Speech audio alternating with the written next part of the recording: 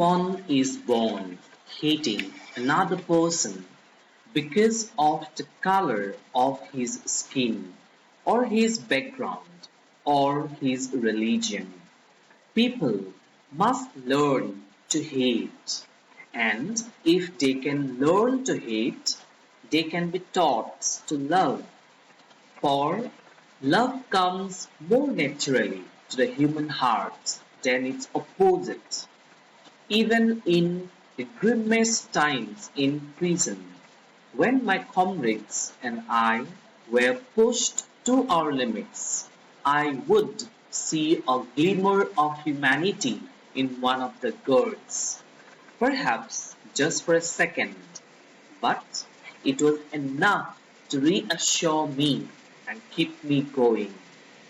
Man's goodness is a flame that can be hidden but never extinguished. My dear students, Nelson Mandela here says that no one is born with an inherent inclination towards any kind of hatred. On So, my dear students, Nelson Mandela here says that no one is born with an inherent inclination towards hatred of any kind. Alright? Hatred for people on the grounds of their skin, background, or even religion. This is taught to us by the society, which means it is the society in which we live that gives rise to the perceptions and thoughts in our mind. So, the society fabricates our minds with differences and prejudices. So, the author's viewpoint is that if people can be taught the vice of hatred, then they can very well be taught about the virtues of love and brotherhood.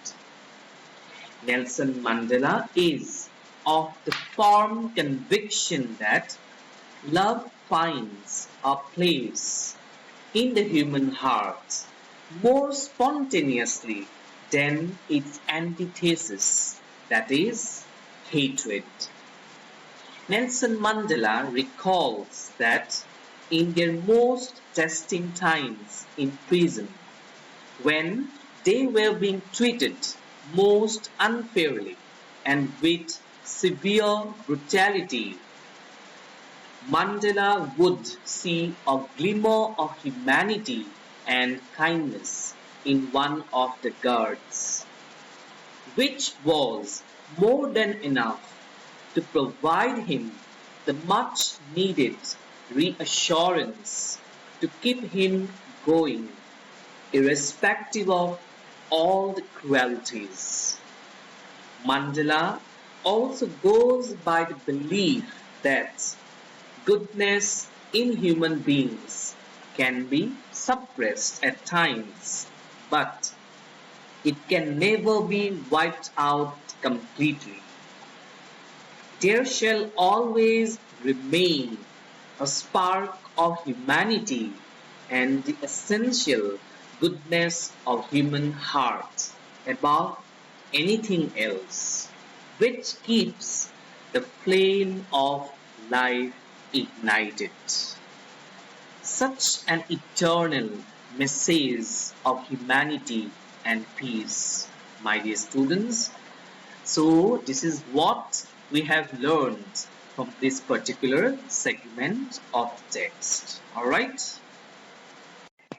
In life, every man has twin obligations. Obligations to his family, to his parents, to his wife and children.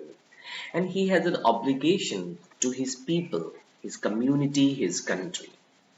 In a civil and humane society, each man is able to fulfill those obligations according to his own inclinations and abilities.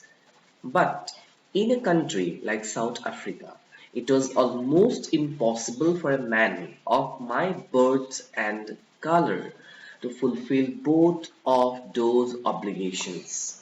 In South Africa, a man of color who attempted to live as a human being was punished and isolated. In South Africa, a man who tried to fulfill his duty to his people was inevitably ripped from his family and his home, and was forced to live a life apart, a twilight existence of secrecy and rebellion. I did not in the beginning choose to place my people above my family, but in attempting to serve my people, I found that I was prevented from fulfilling my obligations as a son, a brother, a father, and a husband. So, my dear students, according to Nelson Mandela, every single individual in this world has got two important obligations to fulfill. First, it is his obligation to his family, to his parents, to his wife and children. That is, his commitment as a family man. Secondly, it is all about his obligation to his people, to his community and his country. That is, his share of responsibility as a citizen of his country, his devotion and dedication as a true countryman. Generally, under normal circumstances, a person can very well strike a balance between these two obligations as per his own abilities and inclinations. However, in a country like South Africa, the scenario is completely different. Why so? It is because in South Africa, whenever a person of color would come up to render his service for a society, he would invariably be taken into custody and thereby segregated from his family and home, leaving his life shattered. He would then be compelled to live a life in isolation, cut off from the mainstream society or from the center of action.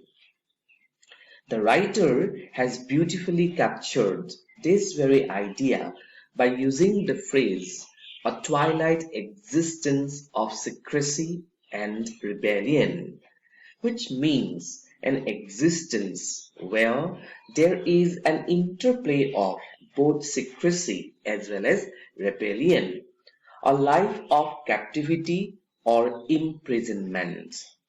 To put it in simple words, it means the colored people were not allowed to live freely, and even if they dared to resist or revolt, then it simply meant a life of imprisonment for them. Alright.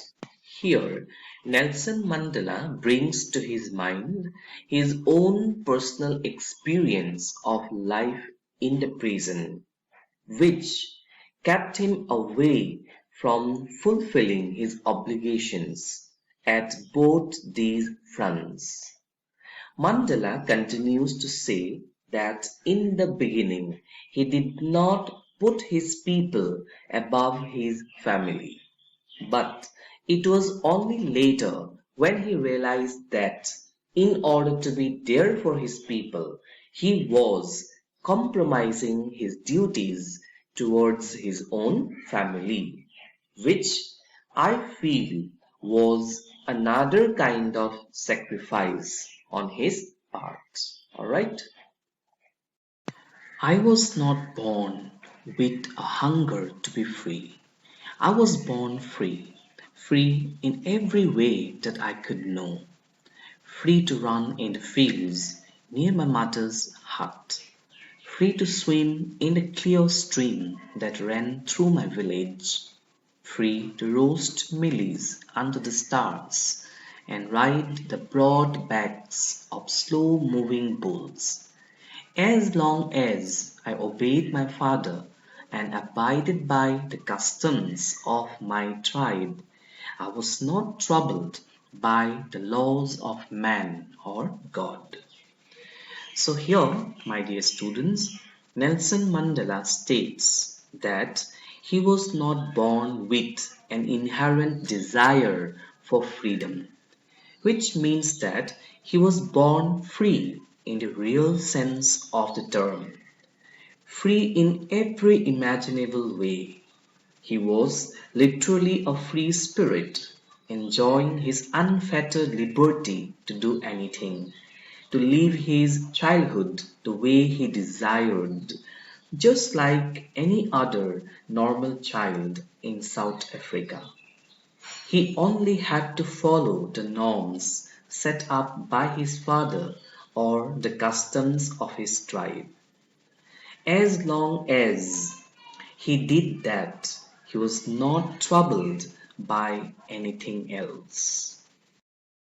It was only when I began to learn that my boyhood freedom was an illusion, when I discovered as a young man that my freedom had already been taken from me, that I began to hunger for it.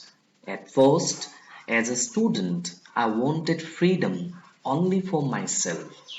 The transitory freedoms of being able to stay out at night, read what I pleased, and go where I chose.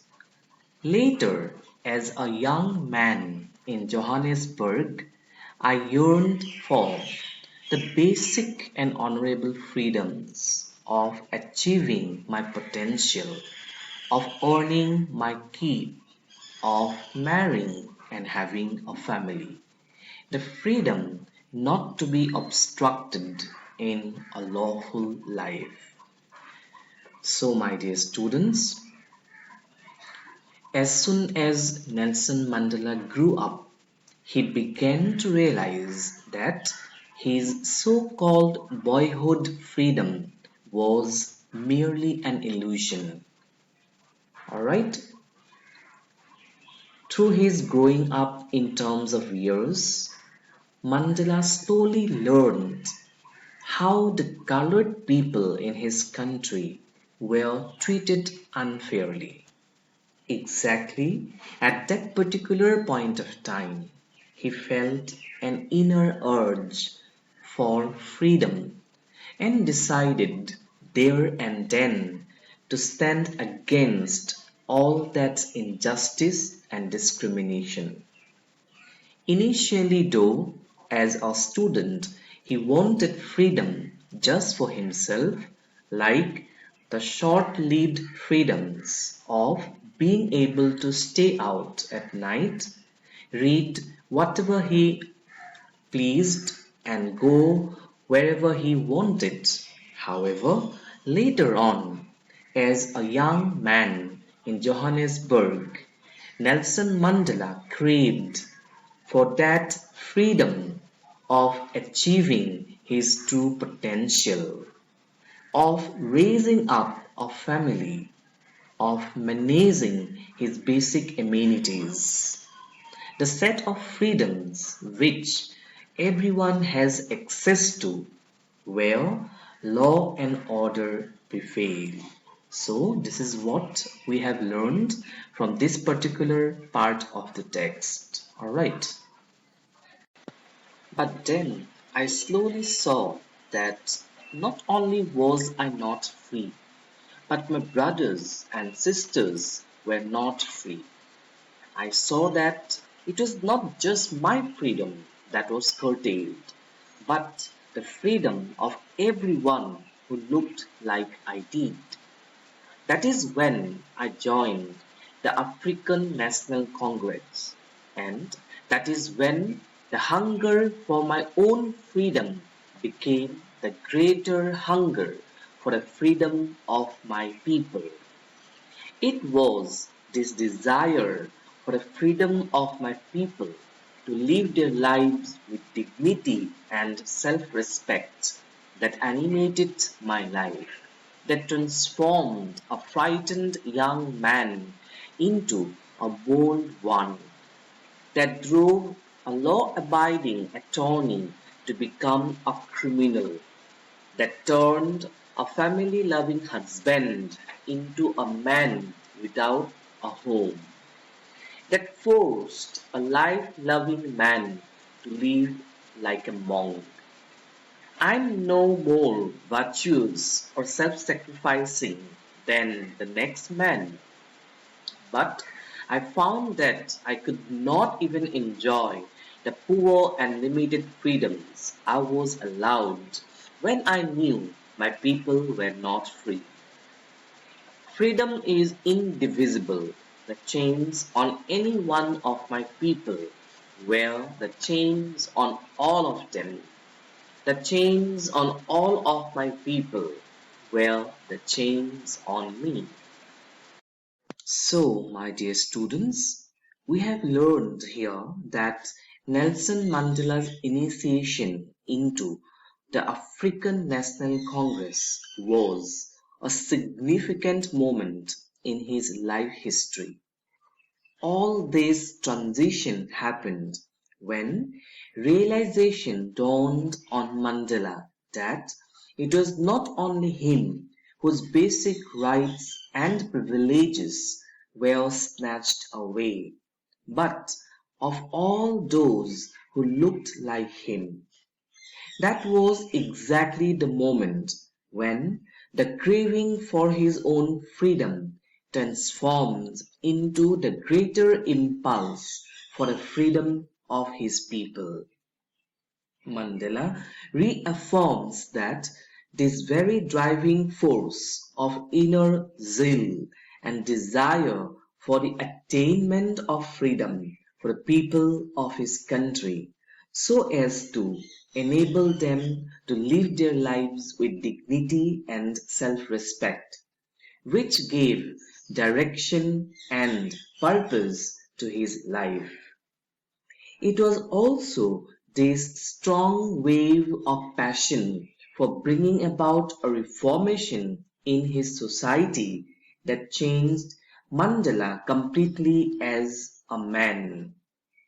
From someone who was scared and intimidated to one who was brave and daring, from a lawyer to the one disregarding the law, from a family man to a man without a home, and from a lively young man having full zest for life into being a monk, a considerate person himself, imbibed with a genuine concern for the fellow human beings.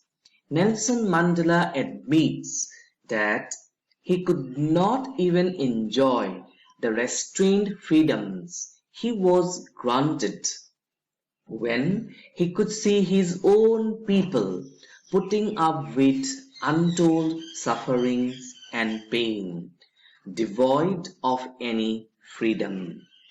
Next, Mandela comments upon that freedom itself is indivisible, which means it cannot be divided or separated. Grabbing it from some people was equivalent to taking it away from everyone, and as such, that meant depriving the author himself from this freedom at the same time. So, my dear students, Nelson Mandela reveals himself to be a very compassionate and humanitarian soul who empathized with people in distress, those people who suffered just like him. All right. At the same time, we have also seen how With age and experience, Nelson Mandela understood the real meaning of freedom. His perspective of freedom also underwent a change with the passage of time. Alright?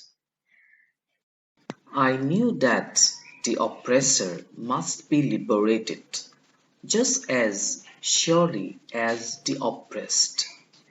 A man who takes away another man's freedom is a prisoner of hatred.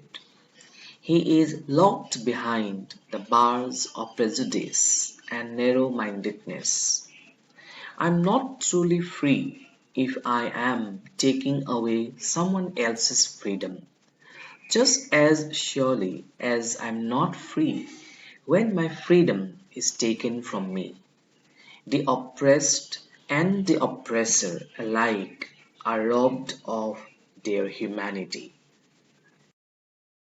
So, in this concluding part of the text, Nelson Mandela mentions that the need to free the oppressor is as great as that of the oppressed, because of the obvious reason that the oppressor is bounded by the shackles of hatred. The man who takes away the freedom from another man is undoubtedly a prisoner of hatred. He is consumed by the vice of prejudice. His mind remains confined within the limits of narrow-mindedness. As such, he cannot think about the welfare of all.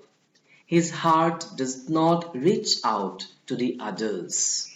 In the process, he is robbed of his humanity. He loses his humanitarian concerns, and that is why there is a need to cleanse his mind from the impurities of thoughts, to set him free from the chains of his limited perspective, and to make him understand the true meaning of humanity.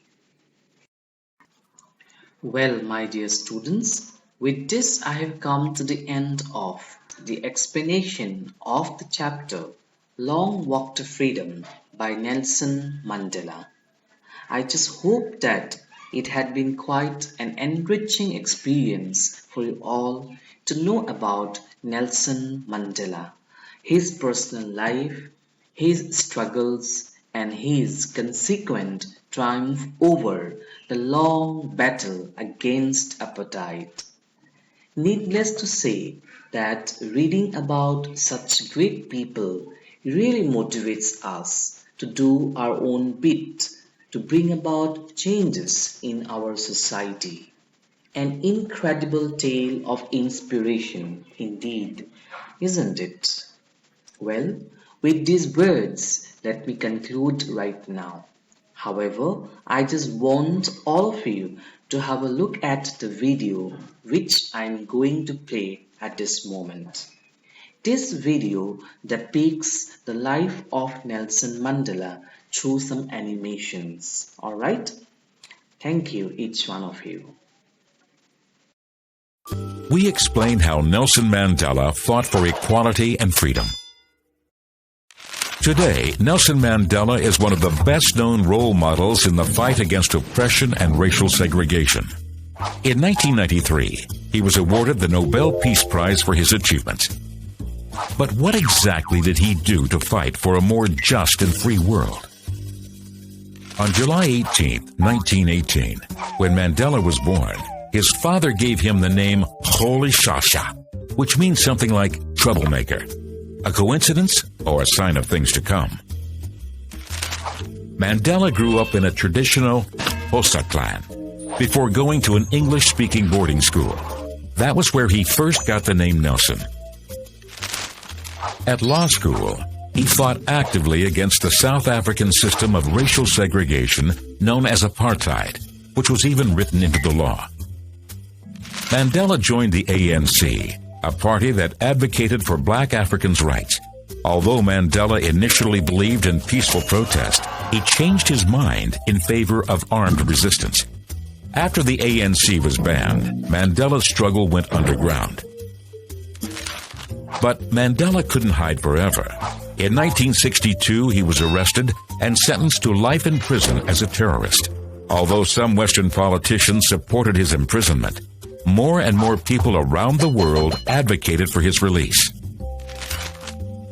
In 1990, South Africa's new president, Frederick de Klerk, gave in and set the troublemaker free.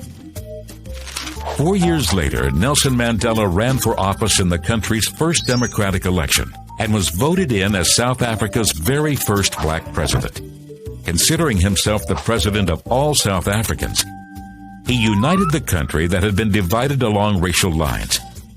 One of the ways Mandela did this was through sports, such as rugby, which the black population rejected as a sport of apartheid.